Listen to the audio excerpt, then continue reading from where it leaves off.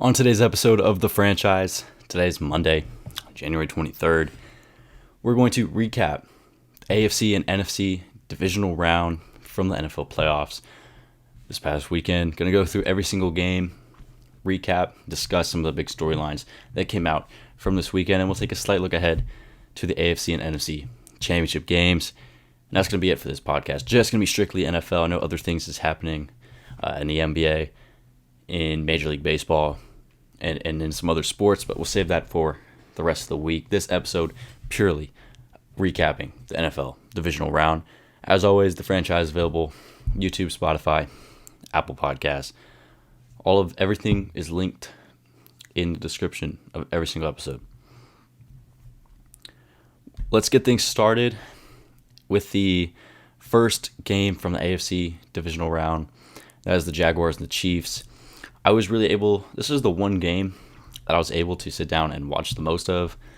I was able to watch basically the entire first three quarters, and then I was able to watch a little bit of the fourth quarter. This game was interesting. All right, the Chiefs came out early, and they scored a touchdown and a field goal, and then another touchdown. So they were already up, pretty big in this game. The Jaguars started off with a touchdown punt. So you're looking here, and the Chiefs look like they're going to come on in this game and easily blow out the Jacksonville Jaguars. Patrick Mahomes is making, his standard Patrick Mahomes plays, rolling out, using his mobility, using his legs, using his creativity to make some of these plays to Travis Kelce, to Juju Smith-Schuster, and to Isaiah Pacheco. A lot of the guys. Just the entire Chiefs offense is working the way it's been working all season. That is the best in the NFL. And then Patrick Mahomes injures his ankle late in the first quarter. And that's when it looks like, oh shoot, the Jaguars might actually have a chance of winning this football game. And the Chiefs, could their season be over with this Mahomes injury? Mahomes, the whole thing is crazy. It was just a crazy thing to watch. Mahomes gets tackled, his ankle bends inward, and then they take a timeout. He comes back out for a few plays. He's hobbling on one foot, going through, handing the ball off to Pacheco or trying to make some throws out. So he's hobbling around. He's really not able, to stand on his right ankle. Comes out in the out of the first quarter. Goes to the locker room, gets x-rayed, all of that stuff. Chad Henne comes in, 7 plays, 5 for 7, 23 yards, and a touchdown. So that whole second quarter when Chad Henne's in, first of all, we didn't know how he was going to play. Chad Henne was on his own 1 yard line. The Jags' perfect punt to the Chiefs on the 1 yard line. With Chad Henne in, the Jags have a really nice golden opportunity right there to steal and get a big lead in this game. And they missed on an opportunity to have an interception. Play was picked. Chad Henne threw the ball, tipped, deflected, 2 guys running at it, able to intercept it. They don't come up with it. So the Jaguars miss an opportunity right there to not only pick off the Chiefs on defense, but that could have been a pick six, and they could have easily, scored right there. And then there was other plays in this game for the Jaguars. The Jaguars did not take advantage of, 1, Mahomes not being on the field when the Chiefs run offense, and 2, they didn't take advantage of Mahomes when he was playing. They didn't take advantage of his lessened mobility and the fact that he was only on one ankle, basically. His entire right ankle, he couldn't put weight on. The Jaguars did not take advantage of any of those. It was a 7-point win for the Chiefs. All right, so you're going to say it's a close game. And it was a close game. It was a very close game. Credit to the Chiefs defense, right? They played amazing. They shut down this Jaguars offense. And they helped win the game for the Chiefs when, Mahomes is out. Basically, he's not playing the same he's played all year because of his ankle, right? Mahomes is not the same guy in this football game because of his ankle. The Chiefs defense stepped up. All right, the Jaguars, I will give them credit. In the first half, rushing the football, they were almost 5 yards per carry before contact. So they were able to effectively run the football in the first half. But that whole second half, the Jaguars were not able to do anything. Christian Kirk, whose fault do you want to put it on? Kirk or Trevor Lawrence missed a huge play down the field that would have set up the Jaguars inside the 10-yard line. And that could have been another drive they potentially scored. And then you look at some of the other drives, the Jaguars just did not push the ball down to the middle of the field. It was a lot of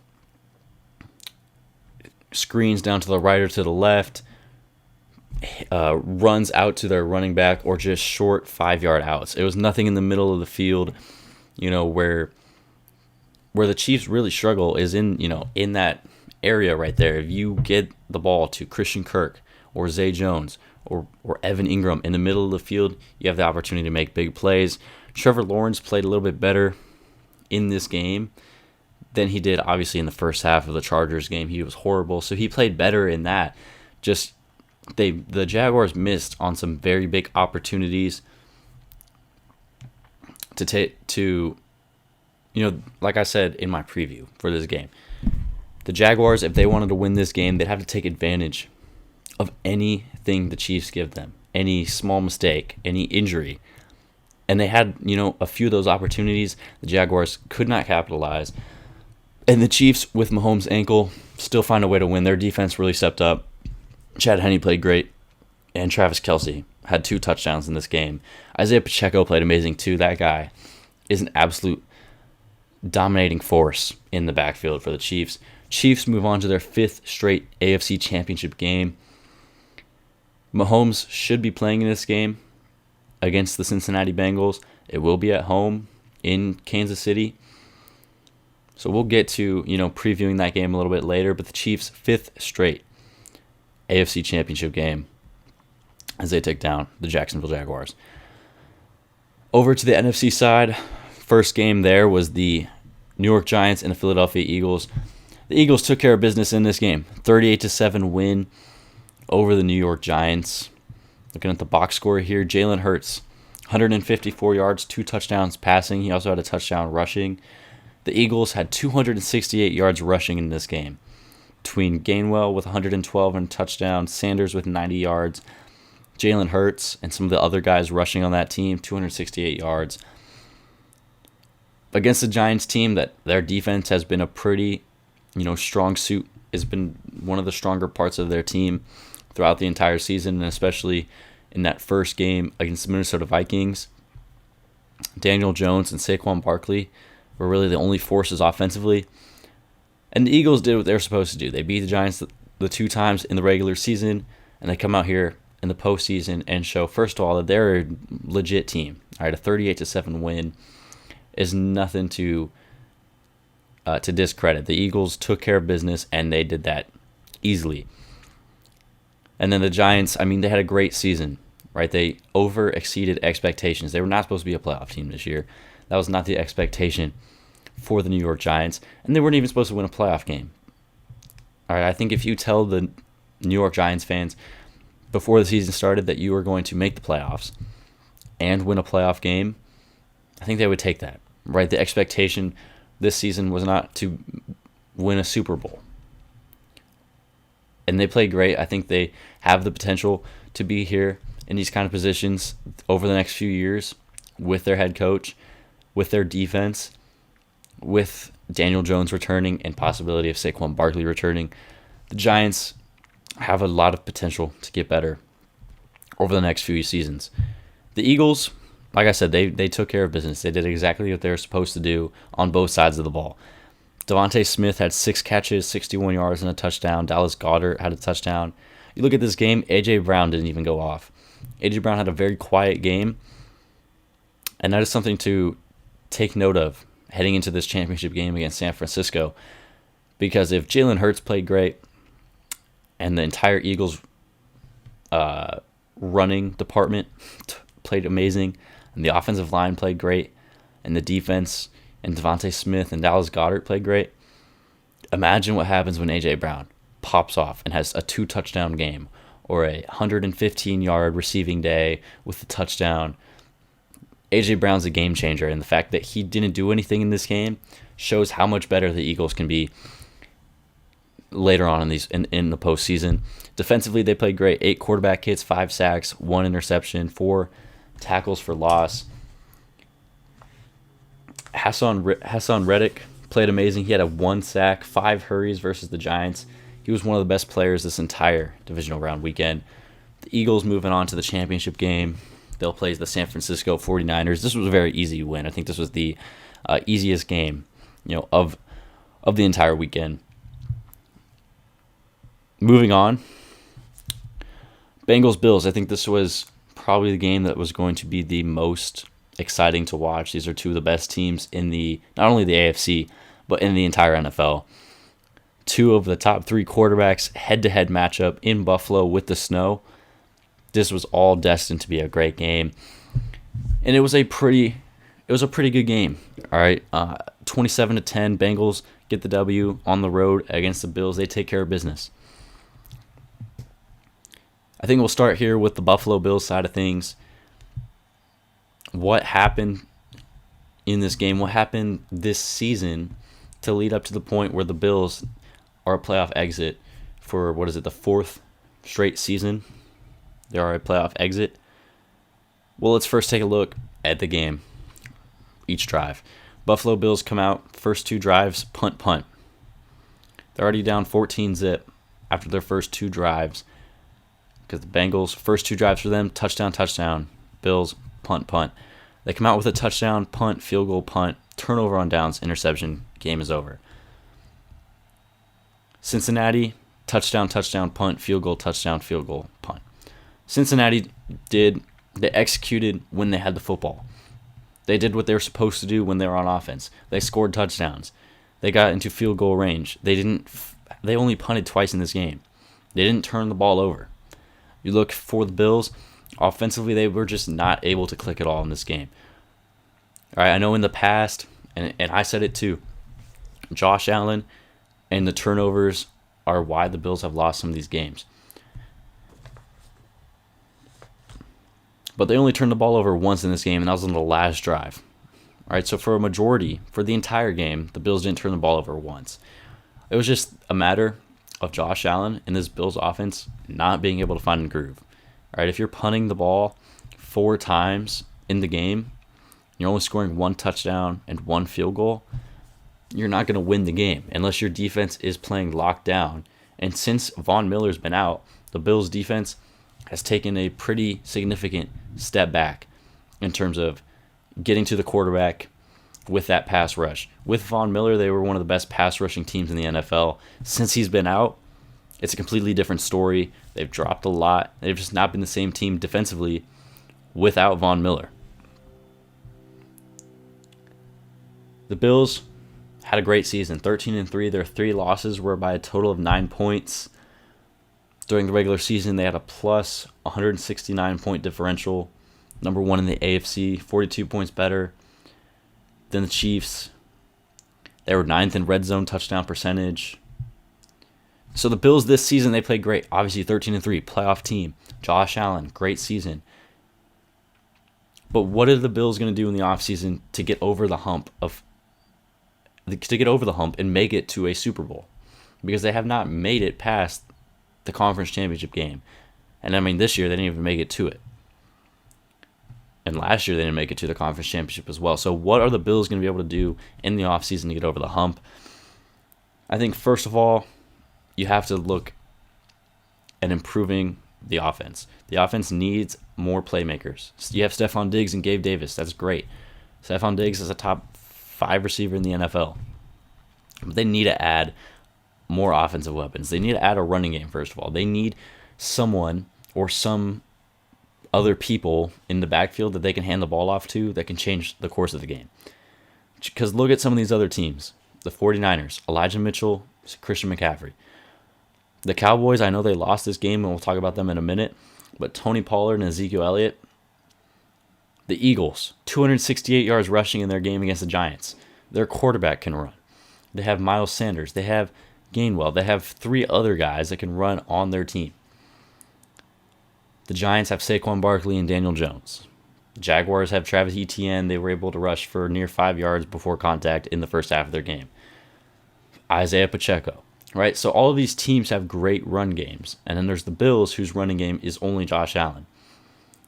And the problem with that is Josh Allen's also not only trying to be your running game, he's trying to make Superman plays, superhero ball type plays for your offense. So the Bills, they need to get another playmaker, and they need to address their running game. And defensively, they're going to have a good amount of free agents. I know Poyer's a free agent. There's the potential of him walking. Tremaine Edmonds is a free agent. He could very much leave. I think the Bills will be a good team next season. It's just, what are they going to do in the offseason to get over the hump and finally get to a Super Bowl?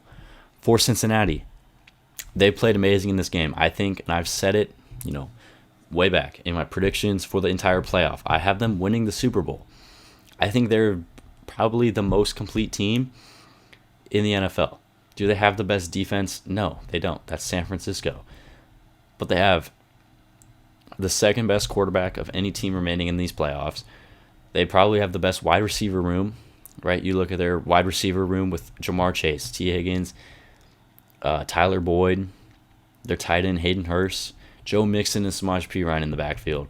Their offensive line, for it missing a lot of starters and having a first time in this game, they had a left tackle playing left tackle for the first time in his career. For that offensive line not being a really strong group, they played amazing against the Bills.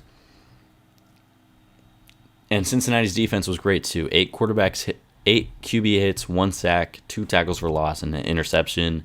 Mixon, 105 yards with a touchdown. Jamar Chase almost had 2 touchdowns. He did have 1 on the day. Hayden Hurst with a touchdown. And Joe Burrow has won himself his fourth playoff game. His 5th playoff game. Joe Burrow's resume is looking very impressive in his 3rd or 4th year in the NFL. He's putting together a very, very good resume. I think this game against Josh Allen, bumps him up to the second best quarterback in the NFL. We'll talk about that at some point on later in the next few months, next few weeks when we start ranking these players. But the Bengals, like I said, I think they're the most complete team in the NFL. I have them as my pick to win the Super Bowl. And they went into Buffalo, and they took care of business. I mean, they beat a Buffalo team that many people had to win a Super Bowl. And the Bills were just not able to do anything in this game offensively. Last game of Wild Card Weekend, we have the Cowboys and the 49ers. This game features 2 of the best defenses in the NFL, features offenses that are very, very good. I mean, these are 2, somewhat evenly balanced teams. The Niners have a better defense. They might have better skill position players. They might even have a better head coach. But I mean, the gap between these 2 teams, it's like a big gap, but it's not like a Giants-Eagles type gap, if you know what I'm trying to say. Cowboys, Niners take this game 19-12. Dak Prescott is really the reason the Cowboys lost this game.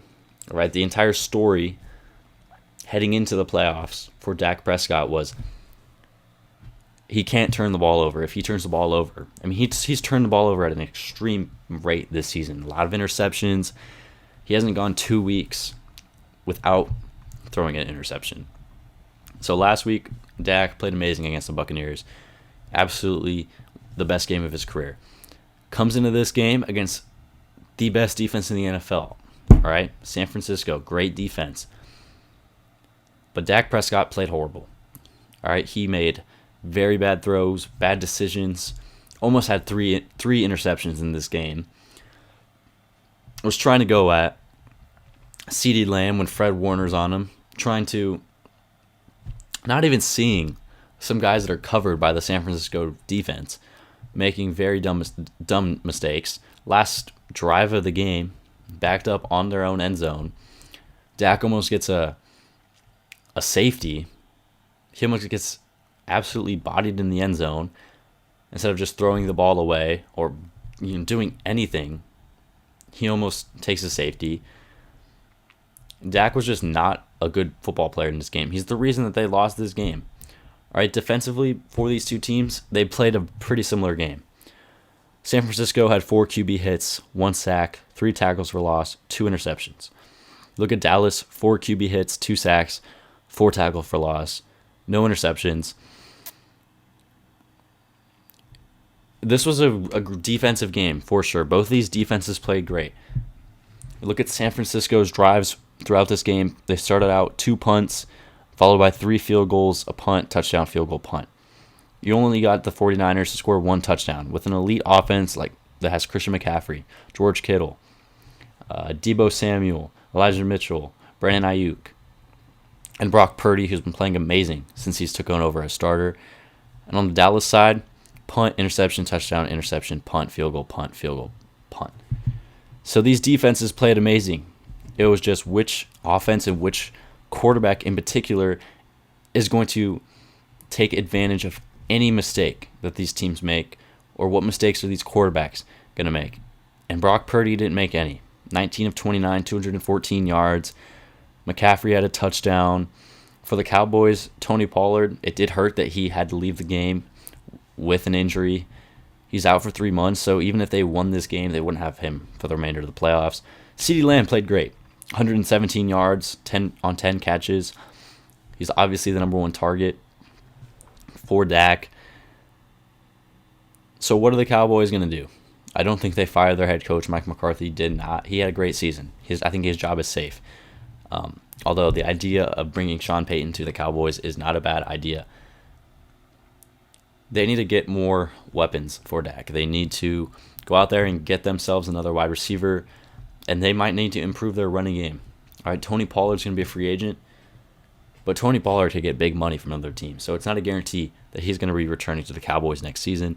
They need to address their wide receiver room, get help for CeeDee Lamb, and for Dak Prescott to have more options. Some things I want to note, some key players from this game. Trent Williams versus Micah Parsons in this game.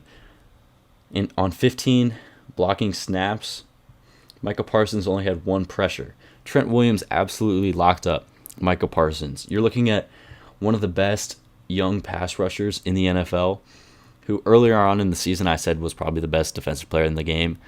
He's obviously like a top 5 pass rusher, but Trent Williams is the best offensive lineman probably in the NFL. He's the best tackle. You might just group them all together and say he's the best.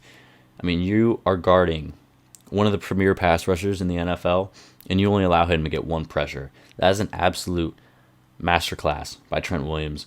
And then for Fred Warner on that San Francisco defense, he was targeted 5 times. He only allowed his receivers to have 15 yards. No first downs. He didn't allow any receiver to get a first down, and he had 1 interception in this game.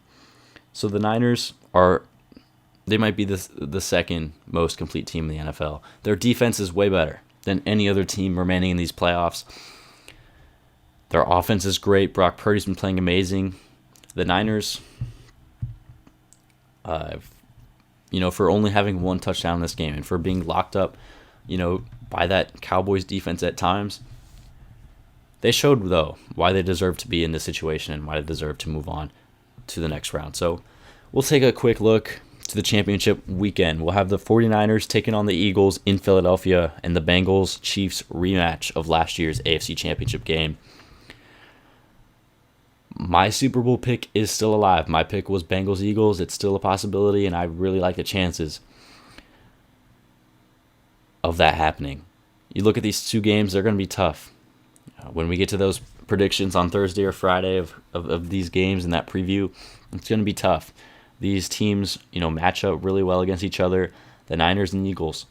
In the NFC, I mean, you're looking at 2 of the best defenses in the NFC with 2 great quarterbacks, 2 great running games. They're evenly matched. And the Bengals and the Chiefs, how will Mahomes' ankle be lit on Sunday for this game?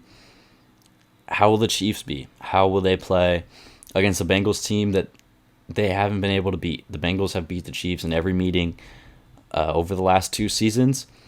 Will this be the time that the Chiefs finally flip the script and win this game and head back to a Super Bowl for the first time in a few years. So that'll do it for this episode with the NFL divisional recap. We'll be back tomorrow with more sports stuff. We'll preview these AFC NFC championship games later on in the week. And as always, franchise, YouTube, Spotify, Apple Podcasts. Check the description. We'll be back tomorrow. Make sure your notifications are on for another episode. I'll see y'all